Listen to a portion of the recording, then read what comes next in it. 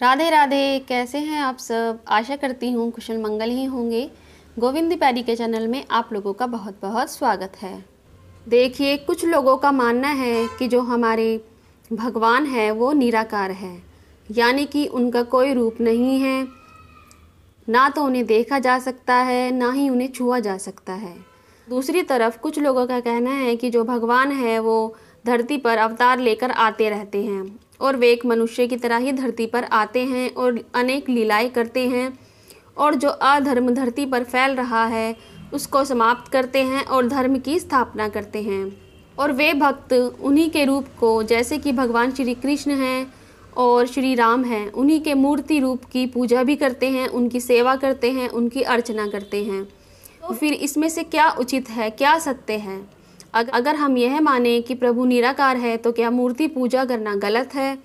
या फिर अगर हम मूर्ति पूजा करते हैं तो जो निराकारवादियों की, जो निर्गुण भक्ति करने वाले हैं, उनकी जो सोच है क्या वो गलत है?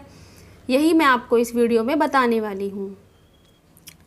तो देखिए, जो भक्त प्रभु की निर्गुण भक्ति करते हैं वे अपनी जगह पर बिल्कुल ठीक हैं, और जो भक्त प्रभु के सगुण रूप की सगुण भक्ति करते हैं वे लोग भी बिल्कुल ठीक हैं।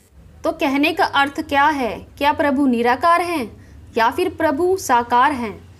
तो देखिए, गुरुजनों से जैसे मैंने सुना है वही मैं आपको इस वीडियो में बताने वाली हूँ कि जो हमारे प्रभु हैं वो निराकार भी हैं और साकार भी हैं। वही मैं आपको उदाहरण के द्वारा बताती हूँ, जिससे आपको यह बिल्कुल स्पष्ट हो जाएगा कि भगवान निराकार भी हैं और साकार भी।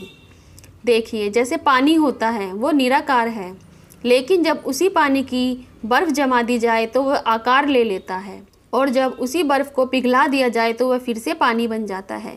यानी कि जो पानी है वो भगवान का निराकार रूप है, और जब बर्फ़ बनती है तो उसी निराकार से वह आकार ले लेती है, तो वह साकार कहलाती है। और जब वह साकार रूप फिर पानी बन जाता है तो वह निराकार रूप में परिवर्तन हो जाता है। यानी कि भगवान निराकार तो हैं ही, वह कण कण में समाये हुए हैं, लेकिन जब जब उन्हें ज़रूरत लगती है तो वे धरती पर अपना एक साकार रूप मनुष्य रूप में अवतरित हो जाते हैं और अपनी अनेक लीलाएं करते हैं।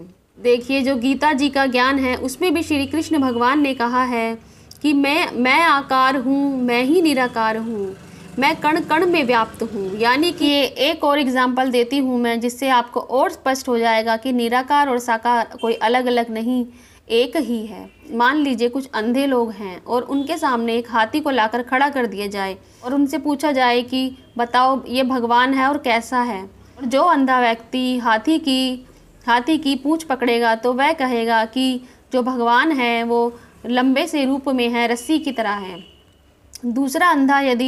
दूसरा अंधा व्यक्ति यदि हाथी के कान पकड़ेगा तो कहेगा कि भगवान तो कान के आकार में है। तीसरा जो अंधा व्यक्ति है, अगर वो पैर पकड़ लेता है हाथी के तो कहेगा कि जो भगवान है वो तो बहुत ही भारी और विशाल है। लेकिन जो एक व्यक्ति और खड़ा होगा जो कि ये सब दृश्य देख रहा होगा, उसे हंसी आ रही होगी और वह सोचेगा कि ये सभी मूर्ख है। यानी कि जिस अंधे व्यक्ति के हाथ में जो हिस्सा आया हाथी का, उसने समझ लिया कि भगवान वही हैं। परंतु यानी कि सत्य यही है कि भगवान की भक्ति आप चाहे किसी भी प्रकार से करें, चाहे आप भगवान को निराकार मान लें चाहे साकार मान लें, पर वह एक ही है। और चाहे आप निराकार भक्ति करें चाहे साकार भक्ति, दोनों का उद्देश्य एक ही होता है। यानी कि ये कह सकते हैं कि भगवान को पाने के ये दो मार्ग हैं, एक निगुण भक्ति और सगुण भक्ति। दोनों ही मार्ग का लक्ष्य एक है, भगवान की प्राप्ति। तो आपको जो अच्छा लगे आप उस मार्ग पर चल सकते हैं, लेकिन आप दोनों में से किसी मार्ग पर भी चलें। अगर आप निगुण भक्ति करते हैं तो आप सगुण भक्ति वालों की निंदा ना करें, और अगर आप सगुण भक्ति करते हैं तो जो निगुण भक्ति करते हैं उनकी निंदा ना करें। देखिए, जो लड्डू गोपाल जी की भक्ति करते हैं, श्री कृष्ण भगवान की भक्ति करते हैं, उन्हें पता है कि वे अपने प्रभु से कितना प्रेम करते हैं, अपने भगवान से कितना प्रेम करते हैं, और वे ये भी जानते हैं कि उनके भगवान उनसे कितना प्रेम करते हैं, उनका कितना ध्यान रखते हैं। जो सुख सगुण भक्ति में है, जो परम आनंद सगुण भक्ति में है, वो उन्हें निगुण भक्ति में कभी नहीं मिल सकता है। देखिए, जो सगुण भक्ति करते हैं उनके लिए अपने प्रभु से प्रेम करना थोड़ा सरल हो जाता है। क्यों? क्योंकि वे अपने भगवान को देख सकते हैं, उनका श्रृंगार कर सकते हैं, उनकी सेवा कर सकते हैं और जैसा चाहे उनसे अपना लाड़ लड़ा सकते हैं, उन पर प्रेम लुटा सकते हैं। लेकिन जो निगुण भक्ति है, जो निगुण है, अगर हम भगवान को निगुण मान लें, निराकार मान लें, तो ये बहुत मुश्किल होगा अपने प्रभु से प्रेम करना। क्योंकि जब हमारे सामने उनकी कोई छवि है ही नहीं, हम उन्हें निराकार मान रहे हैं, हम उन्हें किसी रूप में देख ही नहीं पा रहे हैं, तो फिर भला हम अपने भगवान से प्रेम कैसे कर सकते हैं। अगर हम सगुण रूप में कर रहे हैं, सगुण भक्ति कर रहे हैं, तो ये भी हमारा परम सौभाग्य है कि प्रभु ने हमें इस काबिल समझा कि हम उनकी भक्ति कर सकें, उनसे प्रेम कर सकें और अपना लाड़ उन पर लुटा सकें।